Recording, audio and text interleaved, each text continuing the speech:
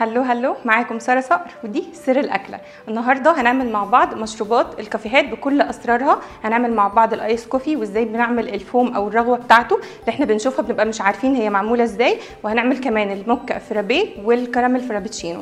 يلا بينا نشوف هنعملهم إزاي مع بعض. أي نوع قهوة تكون سريعة الذوبان انتوا بتفضلوها. هنحط هنا مثلا معلقتين كبار، وكمية السكر برضو حسب الرغبة.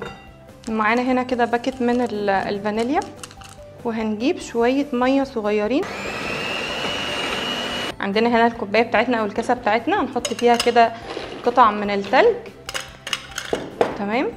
وهننزل بشوية من الفوم بتاع القهوة اللي احنا عملناه، وهنحط عليه شوية اللبن.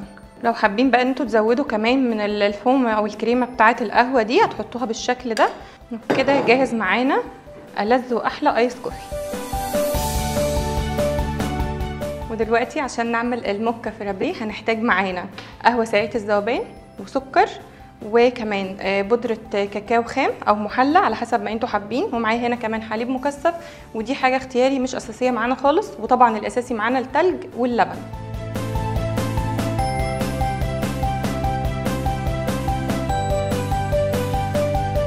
كده بعد ما خلطناهم مع بعض كويس جدا والتلج معانا اتجرش كويس جدا جدا، نبتدي ان احنا نجرنشها كده بشويه من صوص الشوكولاته. اخر حاجه بقى معانا كده هنحط على الوش هنا كده شويه من الكريم شانتيه. ودلوقتي تالت حاجه هنعملها مع بعض هو الكراميل فرابتشينو. مقاديره سهله وبسيطه جدا، تقريبا هي نفس المكونات اللي احنا استخدمناها، الزياده بس عليها هو الكراميل او صوص الكراميل، وطبعا هنديلها كده رشه فانيليا معاها.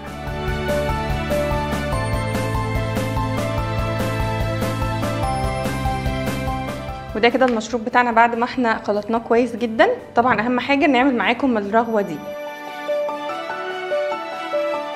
هنديلها كده شويه من الصوص الكراميل برضو على الوش بالشكل ده.